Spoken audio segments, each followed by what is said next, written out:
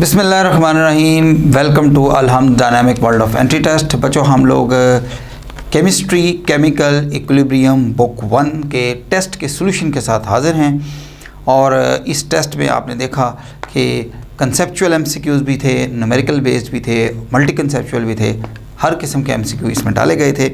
अब हम इस सॉल्यूशन को डिस्कस करते हैं और देखते हैं कि इस सॉल्यूशन में हम किस तरह से चीज़ों को सीख सकते हैं। ठीक है जी। तो बच्चों, हम अपने सॉल्यूशन का आगाज़ करते हैं। क्वेश्चन नंबर 1 आपकी स्क्रीन पर कुछ इस तरह से लिखा हुआ है, which of the following is not the characteristic feature of chemical equilibrium constant Kc। Alpha it may और मे नॉट हैव यूनिट। आप जानते हैं ये बात बिल्कुल सही है। अगर number of mole of reactants और प्रोडक्ट इक्वल हैं तो Kc या Kp या कोई और इक्विलिब्रियम कांस्टेंट होगा तो उसकी कोई यूनिट नहीं होगी। It's value is independent of the initial concentrations. ये भी बात ठीक है, क्योंकि इसकी वैल्यू तो सिर्फ इक्विलिब्रियम कंसंट्रेशंस पर डिपेंड कर रही होती हैं कि एट इक्विलिब्रियम किस किस्म की कंसंट्रेशन उनकी आएंगी। यानी Kc क्या है? It's the ratio between the concentration of the products at equilibrium to the concentration of the reactants at equilibrium. Therefore ये बिल्कुल ठीक है कि it is independent of the initial concentration of the substances. Its value depends upon temperature. ये बात ठीक है। मैंने आपको बताया था लेक्चर के दौरान कि Kc, Kp, उसके बाद Ka, फिर Kb, फिर Kw, फिर आखिर में Ks, ये जितने भी कांस्टेंट्स हैं ये सारे के सारे सिर्फ और सिर्फ टेम्परेचर डिपेंडेंट कांस्टेंट है, यानी सिर्फ टेम्परेचर पर डिपेंड करते नज़र आएंगे। और delta it is associated with the delta E, यानी चेंज इन इंटरनल एनर्जी के साथ इसको एसोसिएट किया गया है। तो ज़ाहिर बात है ऐसा कोई एक्सप्रेशन हमारे सिलेबस का हिस्सा नहीं है। तो क्वेश्चन नंबर 1 का हमारा आंसर क्या निकला बच्चों? क्वेश्चन नंबर 1 का आंसर है डेल्टा, बिकॉज हमें पूछा गया था which is not the characteristic. तो Kc का करेक्टरिस्टिक क्या नहीं है? It is not associated with delta E. ये हमारा आंसर होना चाहिए। Question number 2, in which of the following reaction Kp has no unit. अभी ऊपर जिक्र किया गया कि Kc या Kp या कोई और इक्विलिब्रियम कांस्टेंट भी होगा तो उसकी यूनिट कब नहीं होगी? When the number of mole of the reactants and number of mole of products are equal. Reactant और प्रोडक्ट के नंबर ऑफ मोल्स जब इक्वल होंगे तब हमारे पास Kc या Kp या कोई और आएगा तो उसकी यूनिट नहीं होंगी। तो बच्चों, इसका आंसर क्या निकलेगा? अब देखें, अल्फ़ा में लिखा हुआ है डिसोसिएशन ऑफ PCl5।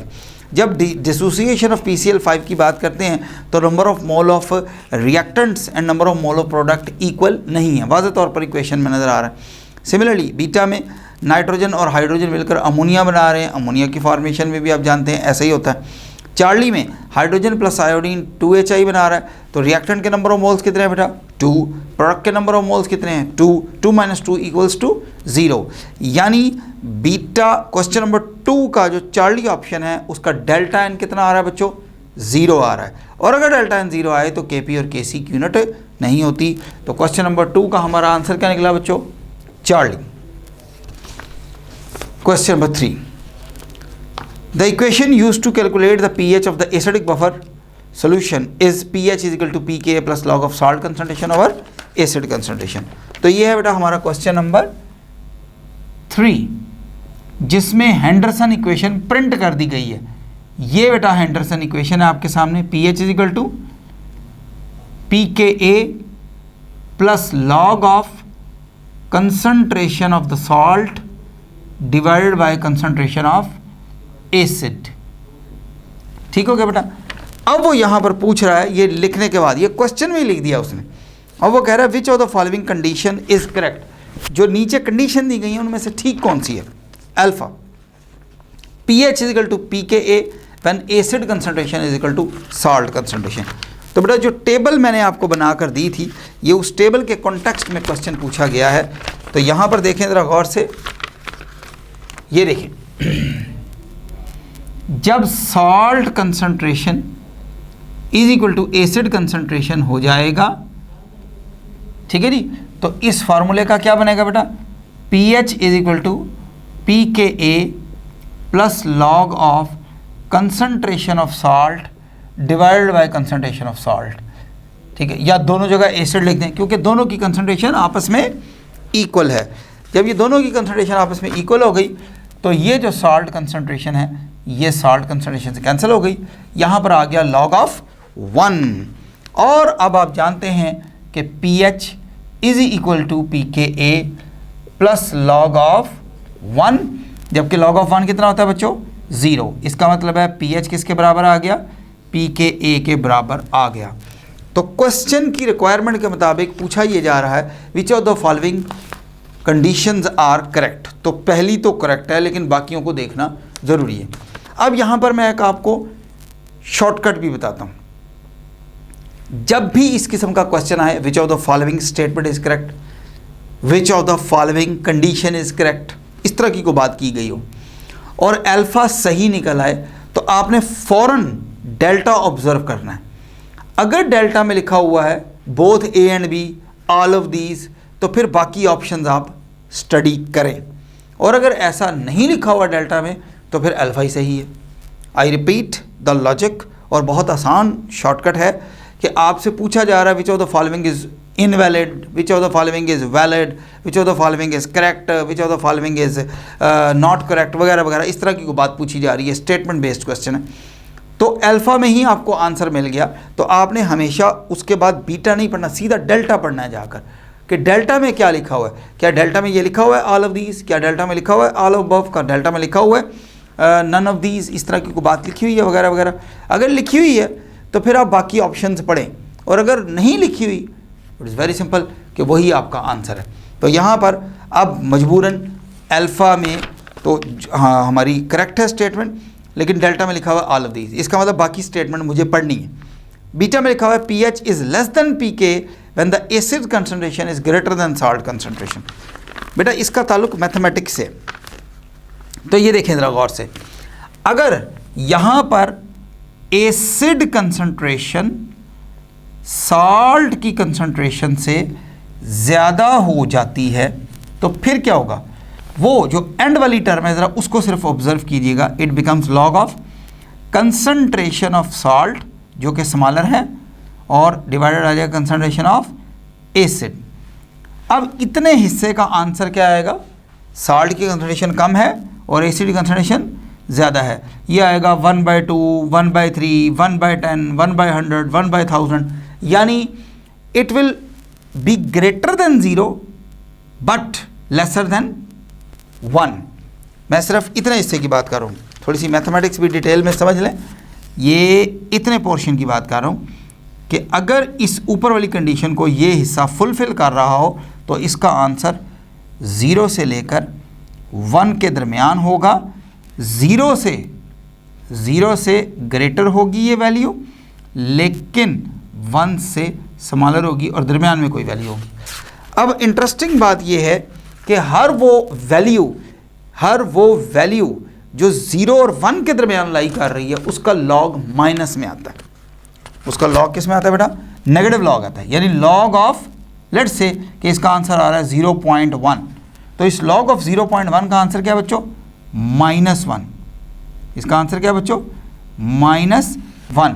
अब जारी बात है कि ये pH is equal to pK -1, तो इसका मतलब है pH क्या हो गई, pKa से कम हो गई, तो इसका मतलब है बीटा स्टेटमेंट भी बिल्कुल ठीक लिखी हुई है।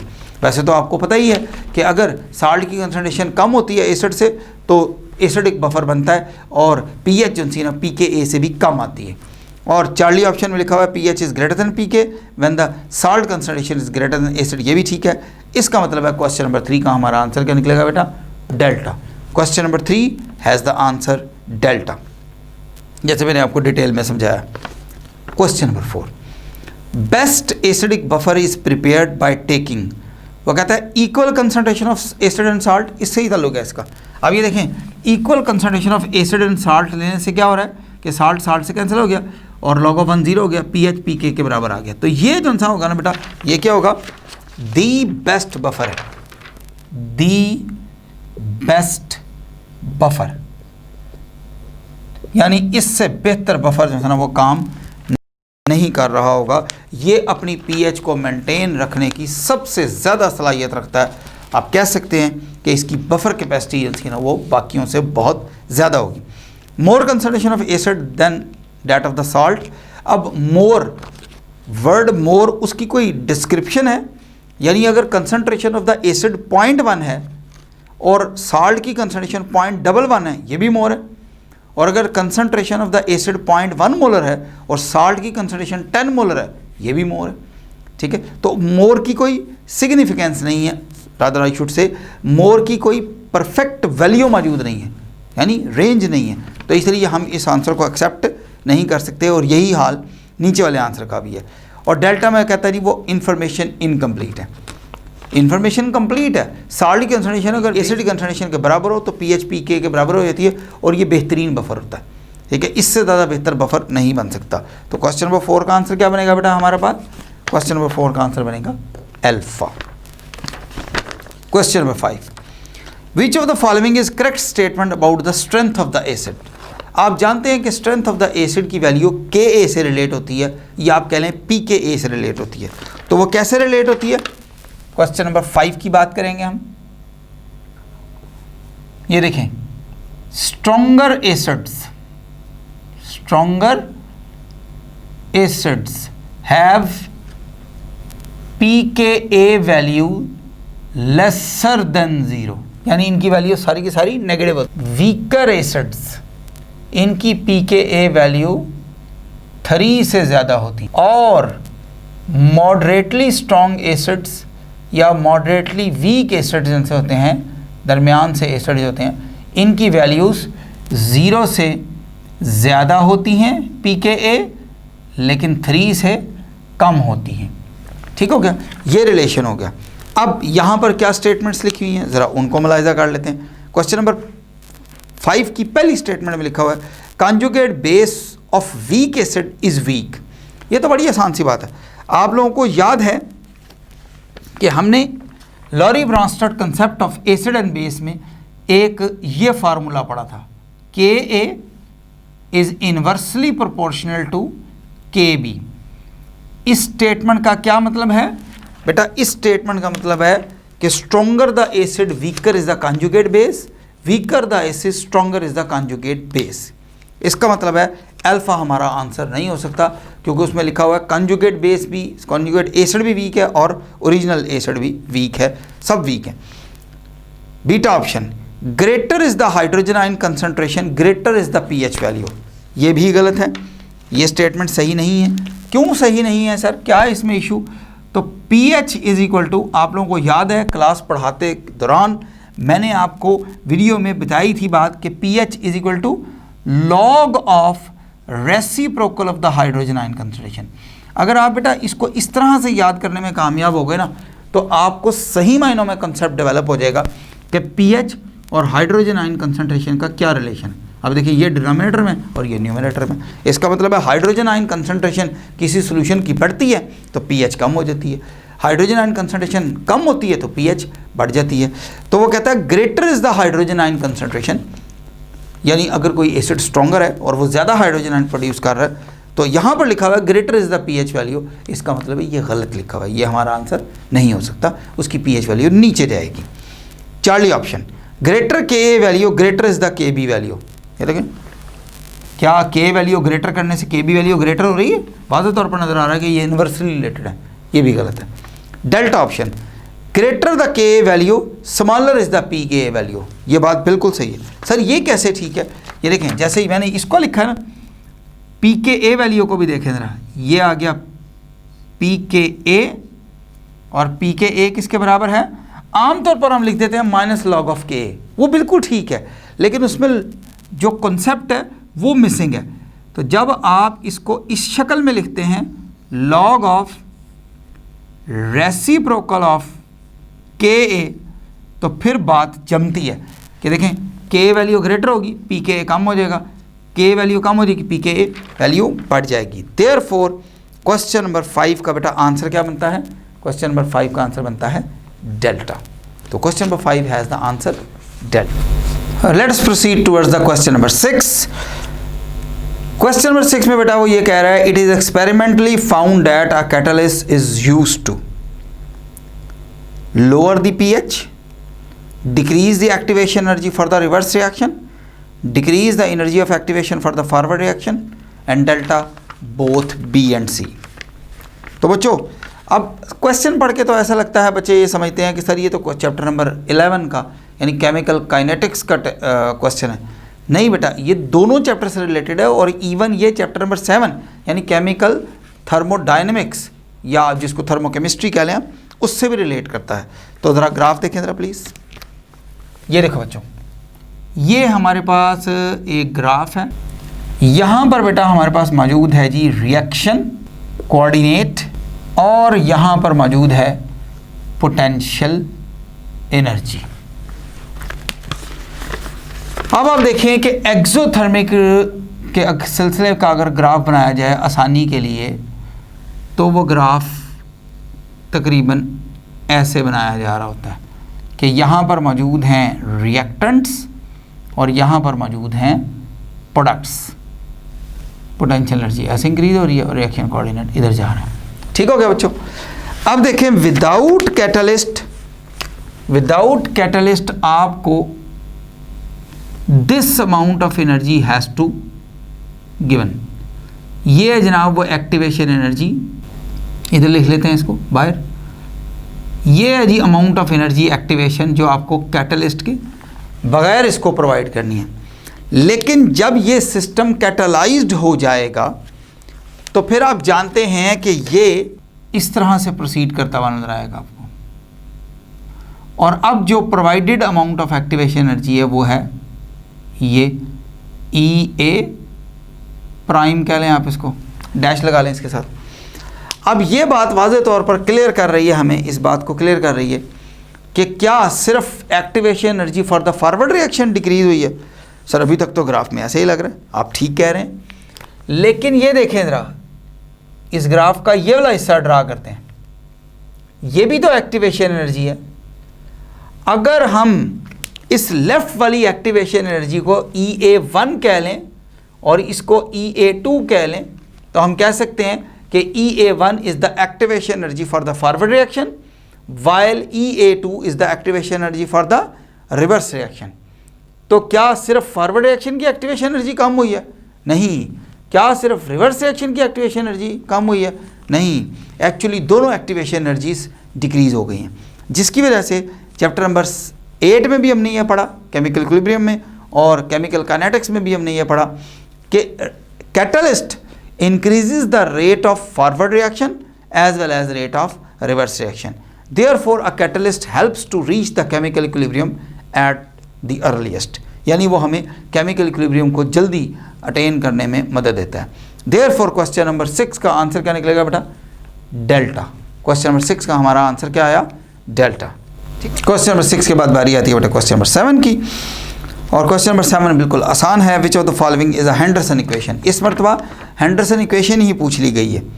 pH is equal to PK plus log of acid over salt, pH is equal to PK plus log of salt over acid. तो आंसर है बेटा क्वेश्चन नंबर 7 का चार्ली। ठीक है, तो ये बड़ा आसान सा सवाल है क्वेश्चन नंबर 7 का चार्ली। अब आप में से कोई बच्चा ये भी कह सकता है कि सर क्वेश्चन नंबर 3 में आपने हेंडरसन इक्वेशन प्रिंट कर दी, तो फिर नीचे क्वेश्चन नंबर 7 में ये सवाल क्यों पूछा? तो बात बड़ी आसान सी बेटा कि जब यूनिवर्सिटी एग्ज़ाम लेगी, ठीक हो गया, तो इन दोनों में से कोई एक सवाल वो पिक करेगी, लेकिन आपकी प्रैक्टिस तो करानी है ना कि हेंडरसन इक्वेशन आपने पहचाननी है। बेटा जब हेंडरसन इक्वेशन के लिए लिखी हुई है तो आप बड़ी आसानी से उसको रिकग्नाइज करने में कामयाब हो जाएंगे, लेकिन अगर 3-4 इक्वेशन में से आपने उसको पहचानना है तो ज़रा मुश्किल हो जाता है। तो हेंडरसन इक्वेशन की एक और शक्ल देखें आज। वैसे तो आपने काफ़ी सारी फॉर्म्स देखी हुई हैं, ठीक है, जो किताब पेपर पे छपी हुई है पहले वो देख लेते हैं। जैसे मैंने थोड़ी देर पहले भी क्वेश्चन नंबर 3 में लिखी थी, pH equals to pKa plus log of concentration of salt divided by concentration of acid. ठीक हो गया बच्चों, ये हेंडरसन इक्वेशन है। It is also called as Henderson equation, जो कि ज़ाहिर बात है बेसिक बफर के लिए यूज़ की जाती है, plus log of concentration of salt divide by concentration of base. लेकिन इन्हीं हेंडरसन इक्वेशंस को अब एक और तरह भी लिखा जाता है, वो ज़रा गौर से देखिएगा, वो बड़ी इंपॉर्टेंट बात है। ठीक है, pH is equal to pKa ये हिस्सा कंप्लीट सेम है प्लस कंसंट्रेशन ऑफ, अब यहाँ पर आप साल्ट नहीं लिखते बल्कि कॉन्जुगेटेड बेस लिखते हैं, conjugate base divided by concentration of acid. यानी अगर एसिटिक एसिड की बात की जाए, किसकी बात की जाए बच्चों, एसिटिक एसिड की, तो यही फार्मूला आपको इस तरह से लिखा हुआ नजर आएगा, pH is equal to pKa plus log of concentration of acetate ions divided by concentration of acetic acid. ठीक हो गया। तो नीचे क्या है जी, एसिटिक एसिड खुद है यानी एसिड है, और ऊपर क्या है बेटा, एसीटेट आयंस हैं। तो एसीटेट आयंस क्या होते हैं, कॉन्जुगेट बेस होते हैं। इसका मतलब ये ठीक लिखा हुआ है। तो सिमिलरली POH लिखेंगे तो यहाँ पर बेस लिखेंगे तो इस जगह पर आएगा कॉन्जुगेट एसिड। ओके, और ये UHS के पेपर में एक मरतबा क्वेश्चन आ चुका है ऑलरेडी। ये UHS के अगर एक यूनिवर्सिटी के एग्ज़ाम में आया तो बाकी यूनिवर्सिटीज़ के एग्ज़ाम में भी आ सकता है। एक बात, अब इस मौके को गनीमत जानकर मैं एक और बात आपसे शेयर करना चाहता हूँ कि हमने तो ये बात पढ़ी है कि वीक एसिड को उसके साल्ट के साथ मिक्स किया जाए तो हमारे पास बफर तैयार हो जाता है, वीक बेस को उसके साल्ट के साथ मिक्स किया जाए जो स्ट्रॉन्ग एसिड के साथ बनाया जा रहा हो तो हमारे पास एक बफर बन जाता है। ये बात बिल्कुल सही है, इसमें कोई गलती नहीं है। लेकिन बफर बनाने का एक और तरीका भी है और बड़ा आसान सा तरीका है कि आपके पास वीक एसिड मौजूद है और बहुत बड़ी मिकदार में मौजूद है, आप उसके अंदर उसका साल्ट मत डालें बल्कि एक स्ट्रॉन्ग बेस उसके अंदर डाल दें। क्या डाल दें जी, एक स्ट्रॉन्ग बेस उसके अंदर डाल दें थोड़ी अमाउंट में। फॉर एग्जांपल आपके पास 1 लीटर एसिटिक एसिड मौजूद है, 0.1 मोलर, 0.1 मोलर एसिटिक एसिड मौजूद है 1 लीटर। अब आप उसके अंदर क्या डालते हैं जी, से 50 ml आप सोडियम हाइड्रोक्साइड डाल देते हैं 1 मोलर।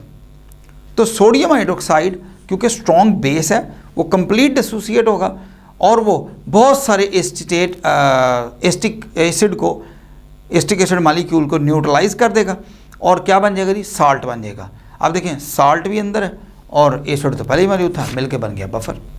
जहन में सवाल ये आता है बच्चों के कि सर ये जो बात आपने बताई है क्या हमारी किताब में कहीं इसका जिक्र है? तो बेटा ज़रा सुनिएगा ध्यान से। Chapter number 15 second year chemistry, topic का नाम है पेपर मैन्युफैक्चरिंग, और पेपर मैन्युफैक्चरिंग में आगे डाइजेशन ऑफ पल्प का एक टॉपिक है। डाइजेशन ऑफ पल्प में वो कहता है कि आपने जो प्री कट मटेरियल्स हैं, ठीक है, और जो आपने सारे काट लिए, साफ़ कर लिए, स्क्रीन कर लिए, सब कुछ कर लिया, करने के बाद अब आप उसको उस डाइजेस्टर में डालेंगे। ठीक है, डाइजेस्टर में डालने के बाद उसमें कुकिंग लिक्विड डालेंगे। कुकिंग लिक्विड के तौर पर सोडियम सल्फाइड इस्तेमाल किया जाता है, सोडियम बाईसल्फाइड, सॉरी सोडियम बाईसल्फाइड वहाँ पर इस्तेमाल किया जा रहा है। तो सोडियम सल्फाइड इस्तेमाल किया जा रहा है वहाँ पर बतौर कुकिंग लिक्विड। अब अगली वो लाइन में लिखता है किताब में कि this solution is buffered by adding sodium hydroxide और बाय एडिंग सोडियम कार्बोनेट। अगर सोडियम हाइड्रोक्साइड और सोडियम कार्बोनेट डालने से और लिखा हुआ है, ठीक है, तो वो बफर हो जाता है। कैसे बफर हो जाता है? सोडियम हाइड्रोक्साइड तो स्ट्रॉन्ग बेस है, एसिड का है, सोडियम कार्बोनेट तो एक वीक बेस है, एसिड का है। तो वो कहता है जनाब कि दर हकीकत जब जब उसको गर्म किया जाएगा तो वो जो लकड़ी के छोटे छोटे पीसेस हैं वो गर्म होने के बाद उसमें से कुछ लिक्विड निकलता है। वो लिक्विड में ही असल में ऑलरेडी पायरोलिग्नस एसिड्स मौजूद हैं। वो एसिड्स उनसे ना वो बहुत बड़ी मिकदार में रिलीज होते हैं, तो सोडियम हाइड्रोक्साइड उसमें से कुछ मिकदार को न्यूट्रलाइज कर देता है और वहीं पर बफर तैयार हो जाता है। इस तरह बफर जो है ना उसको किया जाता है। तो ये मैंने बात आपको यहाँ पर समझानी थी कि बफर्स को इस तरीके से भी तैयार किया जा सकता है कि आप एक वीक एसिड या वीक बेस की बड़ी मिकदार लेकर उसमें स्ट्रॉन्ग बेस, पहले वाले में एसिड वाले में और बेस वाले में आप स्ट्रॉन्ग एसिड डाल दें तो हमारे पास थोड़ी सी मिकदार में, ज़्यादा मिकदार में, थोड़ी सी मिकदार में, तो हमारे पास बफर तैयार हो जाएगा।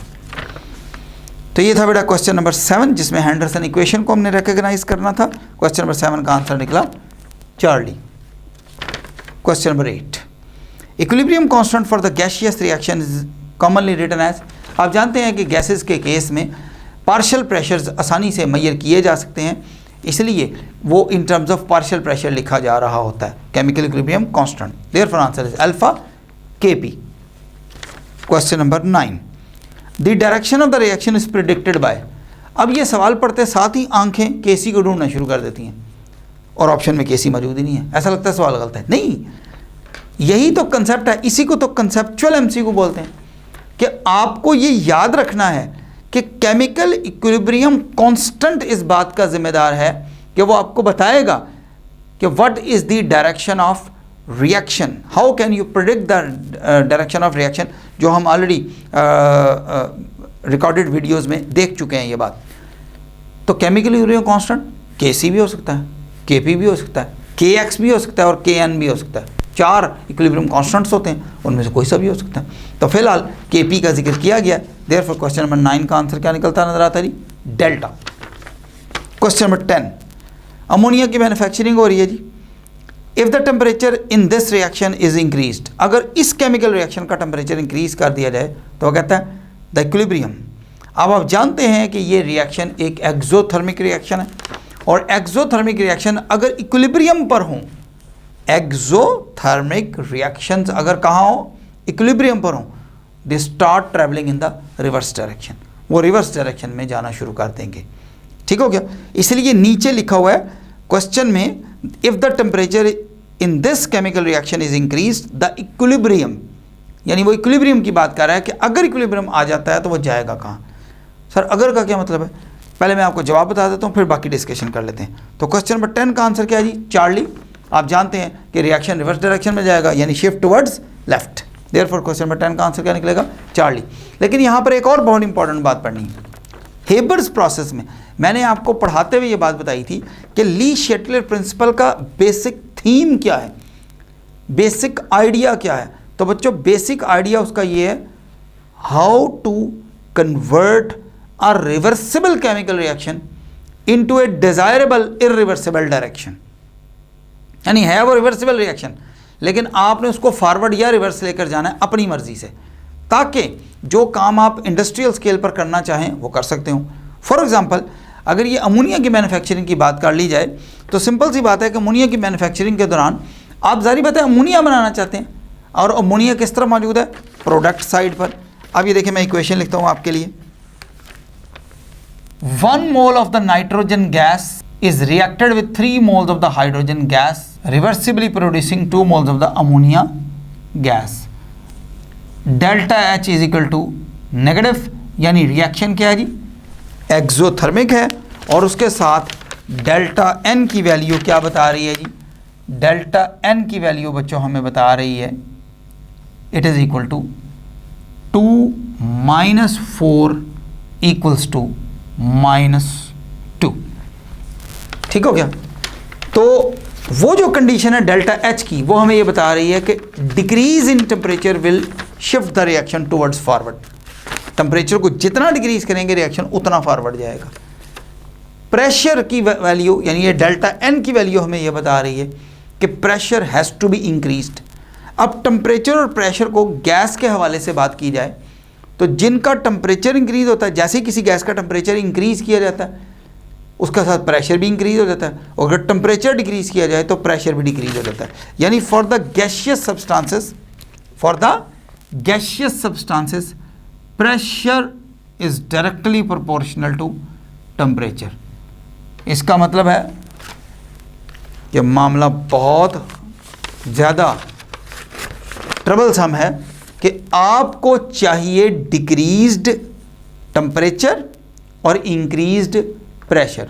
तो इसका मतलब ये हुआ कि अगर ये आपने अचीव करनी है तो आपको बहुत ही सोफिस्टिकेटेड किस्म की मशीनरी चाहिए जो ये काम कर सकती हो। लेकिन अगर ये काम हम करने में कामयाब हो भी जाएं तो रिज़ल्ट ये निकलता है कि रेट ऑफ रिएक्शन जो कि टेम्परेचर के डिक्रीज़ होने से डिक्रीज़ हो गया है, ठीक है, यील्ड तो बेहतर हो गई है लेकिन रेट ऑफ रिएक्शन बहुत कम हो गया। अब पहली बात है कि हाई प्रेशर लो टेम्परेचर मिलाकर जो मशीनरी उस वहाँ लगाई जाएगी इस काम को अटेन करने के लिए वो बहुत महंगी साबित होगी, और उसके साथ आपको अमोनिया थोड़ी थोड़ी हासिल हो रही है। ठीक है, यानी यील्ड और रेट ऑफ रिएक्शन का पर यहाँ पर क्या ताल्लुक है?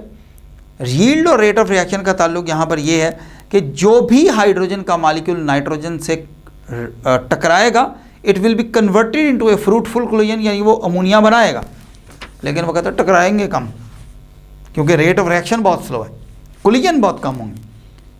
तो ये मामला है, इसलिए फिर हम कैटलिस्ट डालते हैं और एक ऑप्टिमम कंडीशंस पर उसको रन करने की कोशिश करते हैं। इसलिए अगर आप यहाँ पर देखें तो यहाँ पर लिखा हुआ है 450 डिग्री सेल्सियस टेम्परेचर, इतना कम भी टेम्परेचर नहीं, 200 एटीएम प्रेशर, कोई बहुत लार्ज प्रेशर भी नहीं है, ठीक है।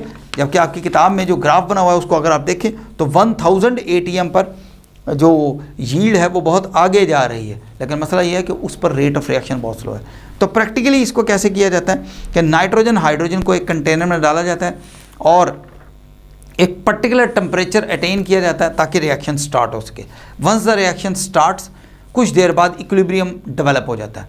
उस इक्विलिब्रियम को किल करने के लिए मज़ीद उसमें नाइट्रोजन और हाइड्रोजन को ऐड किया जाता है। जब नाइट्रोजन हाइड्रोजन को फ्रेश अमाउंट्स को ऐड किया जाता है तो रिएक्शन फॉरवर्ड जाता है। रिएक्टेंट की कंसंट्रेशन इंक्रीज करने से क्या होगा, रिएक्शन फॉरवर्ड जाएगा, ठीक है। रिएक्शन फॉरवर्ड जाने के बाद थोड़ी देर बाद फिर इक्विलिब्रियम आ जाता है। अब इस इक्विलिब्रियम को तोड़ने के लिए, रिएक्शन को फॉरवर्ड ले जाने के लिए प्रेशर इंक्रीज किया जाता है। जब प्रेशर इंक्रीज किया जाता है तो रिएक्शन फॉरवर्ड जाता है, लेकिन फॉरवर्ड जाने के बाद थोड़ी देर बाद फिर इक्विलिब्रियम आ जाता है। अब इसको मज़ीद फॉरवर्ड, यानी बगैर नाइट्रोजन हाइड्रोजन ऐड किया हमने प्रेशर इंक्रीज़ किया और अब हम रिएक्शन को फॉरवर्ड ले जा रहे हैं। अब तीसरी मरतबा टेम्परेचर डिक्रीज़ किया जाता है। जब टेम्परेचर डिक्रीज़ किया जाता है रिएक्शन फिर फॉरवर्ड जाता है, लेकिन रेट ऑफ रिएक्शन बहुत स्लो होता है। उस रेट ऑफ रिएक्शन को कंपनसेट करने के लिए, यानी मेंटेन करने के लिए फिर कैटलिस्ट डाला जाता है, ठीक है। यानी कैटलिस्ट, वैसे तो आपको पता है कैटलिस्ट का केमिकल इक्विलिब्रियम से क्या ताल्लुक है, कोई ताल्लुक नहीं है, वो तो हमें यूजलेस चीज़ है, ठीक है। लेकिन यहाँ पर तो हमने इक्विलिब्रियम आने ही नहीं देना।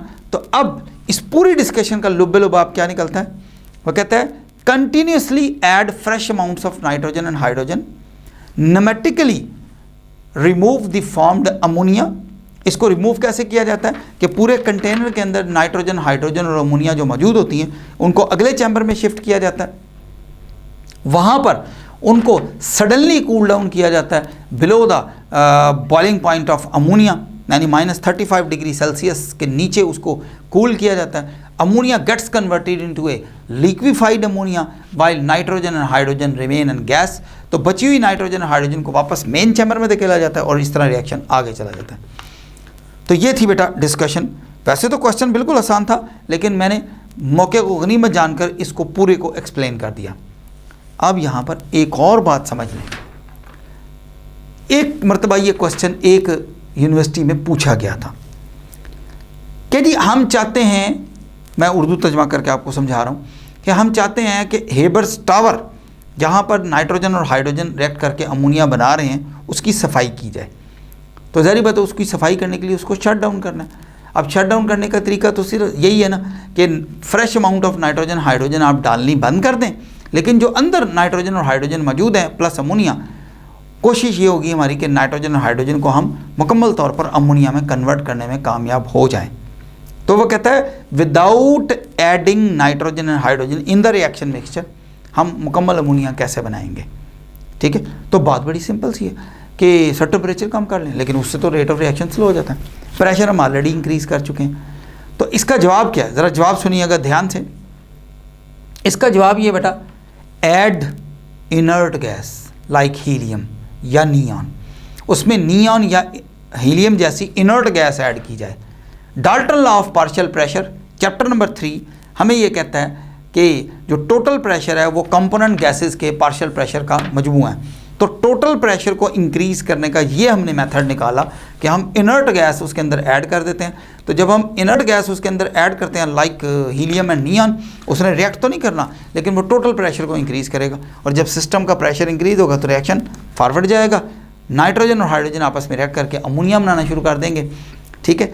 जब हमें यकीन हो जाएगा कि मैक्सिमम अमोनिया डेवलप हो चुकी है, ठीक है, तो उसके बाद वहाँ से उस सारे मिक्सचर को अगले चैम्बर में धकेल दिया जाएगा। चैम्बर को बिल्कुल एवैक्यूएट करके आप उसकी सफाई कर सकते हैं। ये था बच्चों क्वेश्चन नंबर 10।